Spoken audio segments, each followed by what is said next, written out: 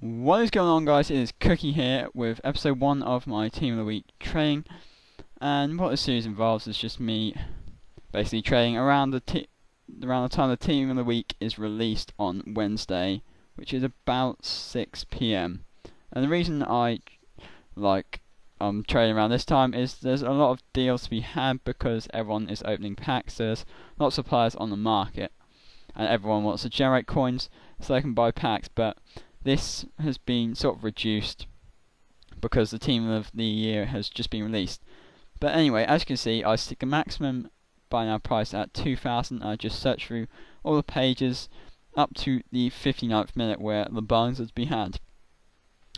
And I pick up King and Clark there for 1,800, and I stick a couple of players to the watch list, but I don't think I end up buying them. But to really do this successfully, you need to research the prices and what players are obviously going for, so you know you can make a profit on the players you buy.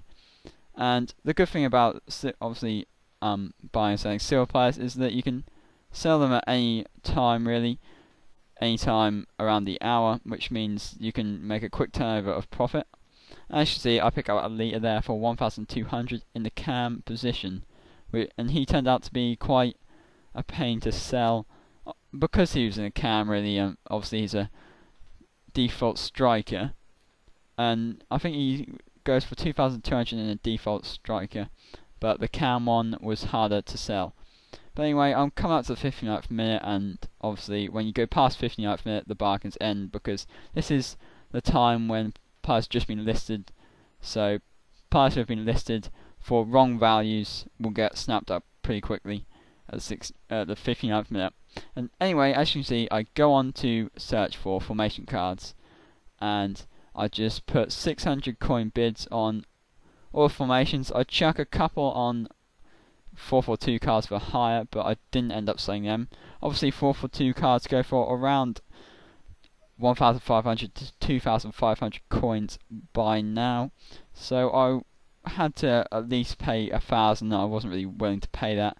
And even when I paid 1,000, I didn't necessarily, I wasn't really going to get them, so obviously I had no success there. But lots of people were also doing this like I was, so it made it hard to pick up the formation cards. But I just went for a few minutes just smacking bids on. Obviously I'll show you about a minute's worth of me smacking bids on, but I'll skip the rest because obviously you won't want to watch me do that. But I was just putting bids of around between 500 to 600 coins, like I said, and people were just outbidding me, especially on the 352s and the 4321s. I think people really want to snap up, but obviously 352 is the favoured formation out of the non-shiny formation cards, so it is naturally going to go higher than 600. But I also put 400 coin bids on 4312s. You can only sell them for around 1,100 to 1,000 coins, so they have less chance for profit to be made. So I wouldn't bid 600 on them because it's a small profit. But as you can see, I pick up about, I think, 14, around that number of formation cards. And with the 4312s, I'll list them up for 1,000 coins and 1,000 coin maximum start price. Get my words mixed up. And a 1,200 buy now. And they normally sell for that. For the 4231s, the 451s, and the 4321s, I put a start price of 1,200 and a buy now price of 1,600. And I think I've done the same for the 4411s, and I put the 352 up for, as you see here, for 1,400 start price and 1,800 buy now. And those are just after doing this like lots and lots of times, they're the sort of prices that produce the most amount of profit and also turn the cards over and sell them the quickest. So that's what I found. You could probably put them up a bit higher, but you would sell less every time you listed them. So it's your choice. Also, you can obviously list them for less and you'll sell them quicker. But it all depends on whether you want to get rid of your cards quickly or you want to maximize the profits you can make. But as you can see, just listen the last few up. Ignore the player position modifiers which I have there. They were bought not at this time, so I won't be including them in the training thing. So I picked them all up around the team of the year time for cheap prices, which I could probably almost double, which was quite a good tactic that I implemented. But as you can see, I will now list the Kieran Clark and Lee Relita up, which I bought previously, and as you can see, I sold the 352 card for 1800 immediately after selling it, which was quite surprising, seeing as it like before when I've done 352s, I haven't sold them for, well, when I've listed them up, I haven't sold them for 1600 buy nows. So it's quite bizarre, but I'd done the 2000 buy now tactic again, and I bought a Mark Noble, Hilario, and Wilkinson. For Mark Noble was 2000, Hilario 1000, and Wilkinson for 900. And I all put them up around 400 to 600 coins more than I bought them for, so that's steady profit. And I went on to search for maximum prices of players, just in open bids, and I put the maximum price up for 1000. Just search through all the lists to see if I could get any players up, and the main ones I had joy with were the non-shinies, because the shiny ones people were just bidding all over, because obviously they are shiny, they appeal to people more and stand out. But as you can see, I sold Noble, Wilkinson and Hilario all for between 400 and 600, obviously, like I said, more than I bought them for. And I pick up 2 cat moles for 1500, which I sell for 2000 and 2200, a Ross Barkley for 250, a Ryan Nelson for 400, a Jaskalainen I think for 2000, or it might have been 1500. I think it was 1500 actually. Obviously I listed the Ryan Nelson up at $1,000.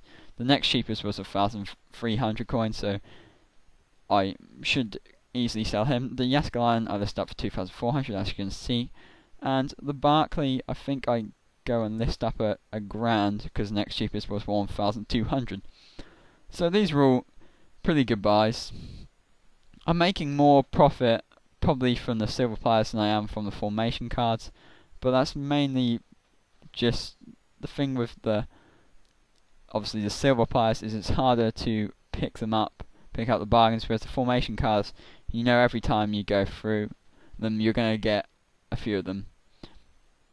But obviously doing what I done and doing both at the same time works quite well, because you obviously have the formation cards which sell over a period of time, and you have the silver players which can sell at any time, so it's quite good. But I list all the players up I got, and I sell Ryan Nelson, the Jaskalainen, the Catmull and the Barkley all fairly quickly within about the first 10 minutes, and I pick up Javier Greedo for 1,500, who I list for 2,800, and a Lee for 400, which I list for 1,000. I also picked up Holman and Gulaski. Sorry, I butchered his name. I picked up Gulaski for 150 and listed him up at $1,000, and Brett Holman for 450 and I listed him up for 600. But as you see, I sold the Lee and Kieran Clark both for decent profits. And then after the formation cards were listed for an hour, I sold 6 of them. I think a couple got bought now, but the others were on the auction price, which was about 1,200. The Lita didn't sell, so I put his price down a tad, and with the other formation cards I just listed them all up for the same prices, because I know that if I keep on listing them I will eventually sell them. But all I have left at this point was the formation cards and the players, so I just list them again, and I sold the Greedo for 2,800 coins, the best profit I made, 1,300 coins that was. But the Brett Holman didn't sell, and he didn't sell at all at the moment, so obviously I made a loss if you like, but I did eventually sell him for 500 coins, but I didn't show that. The Gulaski did sell for 700 coins, which was 300 less than I originally put them for. And after another hour, Lita sells, and the formations and cards, 7 of them sold, which left Holman and 2 formation cards the only things that didn't sell. But a graphic should be coming up with all the prices of what I bought them for and what I sold them for. But this is the end of the episode. I hope you like it, and if you did, leaving a like would help me greatly. And subscribe to the channel if you want more of these videos. I'll see you next time. Cheers.